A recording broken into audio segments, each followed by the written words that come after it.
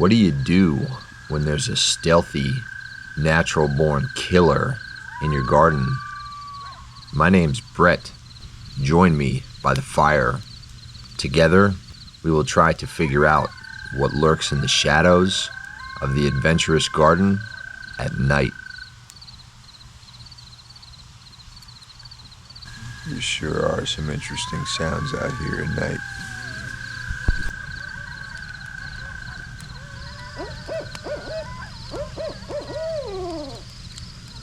Various amphibians, crickets, a barred owl, and some coyotes could be heard in the distance, none of which are likely suspects in this mystery.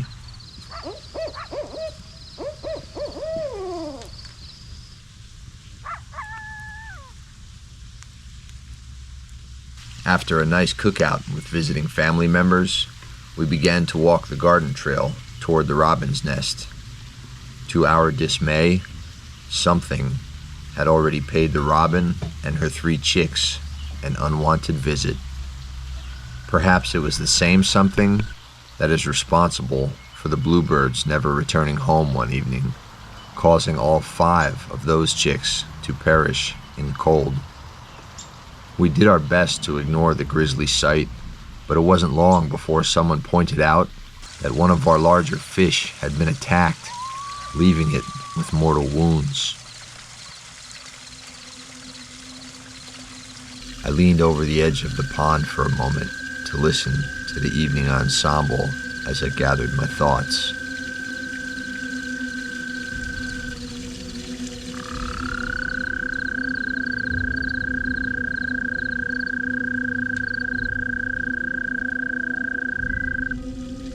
What could be responsible for such heinous acts? Killing several birds and a fish, all without consuming any of them? This is not a case of natural predation. No, this is something much more sinister. We only have ourselves to blame. Felis catus, our pint-sized kitty companions, are responsible for tens of billions of casualties each year around the globe. You can remove an animal from the wild, but you cannot remove the wild from an animal. If it flaps, flutters, or wiggles, killer instinct combined with boredom and razor-sharp claws make anything that moves fair game to a domestic cat left unattended in nature. Just as I decided to hit the hay, 2 familiar green glowing eyes could be seen, watching, waiting from a rock at the edge of the forest. No need for emotionally charged decision-making. I awoke the following day clear-headed and went out to check the squalen's iris bed, which was in full bloom. This inspired me to be more like the sun. Rise and shine. Lack of rain combined with persistent cold nights means that the gardens are in desperate need of a deep thirst quenching. What better way to start a new day than this? If you were hoping to take a better look at the crescent moon garden I built in a previous video, I'll give you a quick magic carpet ride around it if you leave a comment to let me know what you think.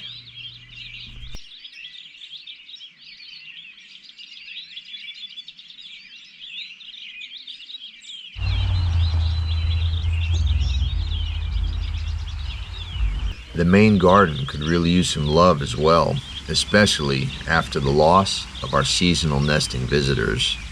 Acceptance is more than just a word, it's a way of life. By remaining grateful for what we still have, we give meaning to all that came before us. The elephant fountain, which refills the pond, sends water out in an arc which resembles the curvature of a rainbow and of time itself.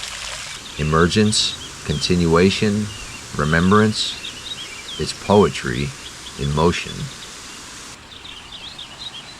Our reality is part mystical, part inexplicable, and completely incredible. You ever hear the expression, you only see what you want to see? Tell me, what do you see? The subscribe button is right there. I know you see that. So go ahead and press that after you hit like, because your support is what will ultimately help me continue to produce these videos.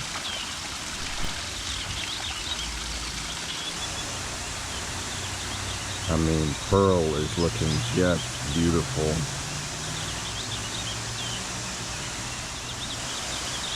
After we are done having fun watering, what do you say we take a walk together and see how everything is growing? This time of year is like the intermediate stage after a bad haircut. You are trying to grow it out, but the only real remedy is patience.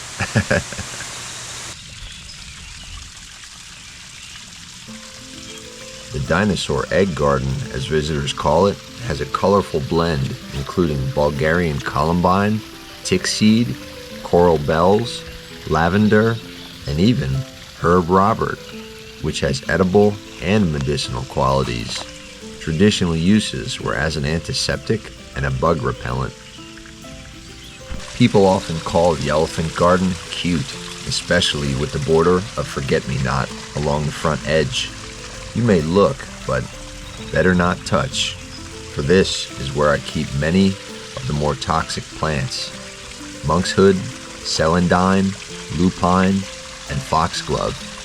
No need to fear, this isn't taboo. With a bit of knowledge and consideration, anyone can enjoy such plants. I find it paradoxical that something so beautiful can be deadly at the same time. Not entirely different than our furry little companions, as we learned earlier. Surrounding the focal point of the garden is a warm season grass and wildflower meadow. Ah, did you think I simply forgot to mow? All of this is by design. The garden wasn't meant to appeal to the human desire for order or perfection. It is meant to do what nature intended it to do, namely, support wildlife, including reptiles, insects, birds, and small mammals. There are hundreds of edible, medicinal, and ornamental plants here. The natural biodiversity is maintained while having just a hint of human influence. This area provides a myriad of color as well as sanctuary.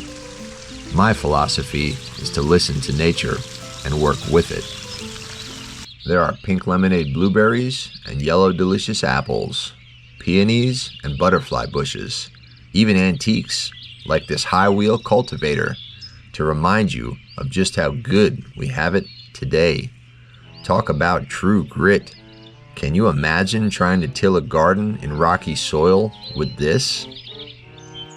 Hiding behind this black birch tree, which I love for its wintergreen flavor, are lily of the valley, thriving in part shade, as you see here.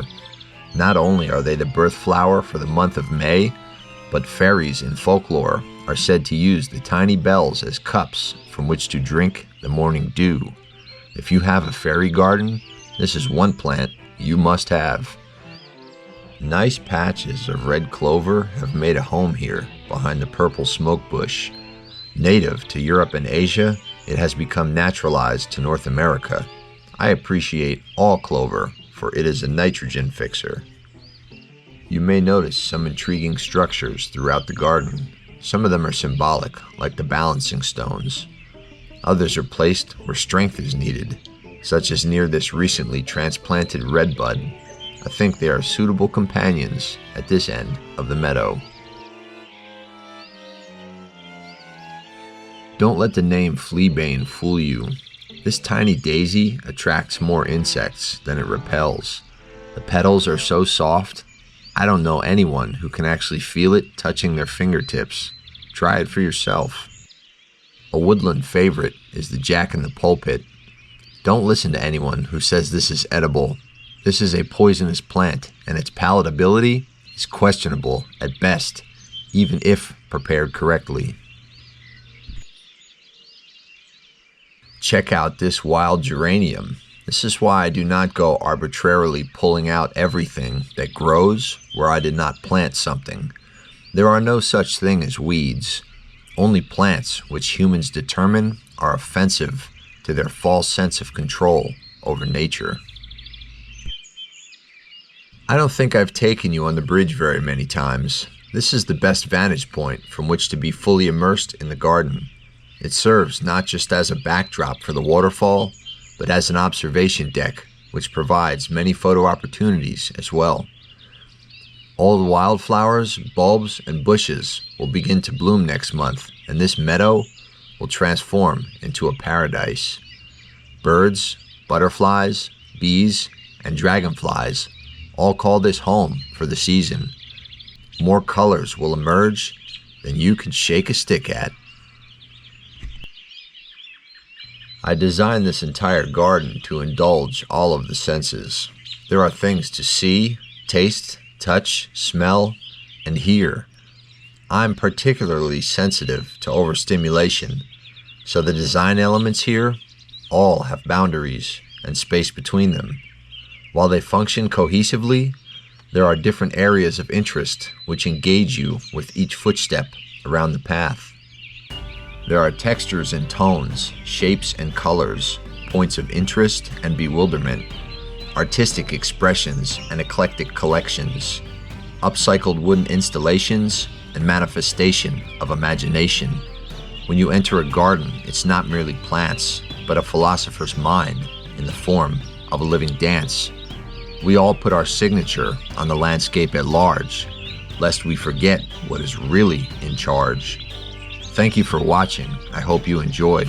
If you did, do me a favor, hit like and subscribe, for I have 1,000 hidden talents that will be revealed in time. This is Adventurous Gardener saying, be unpredictable, it captivates the mind.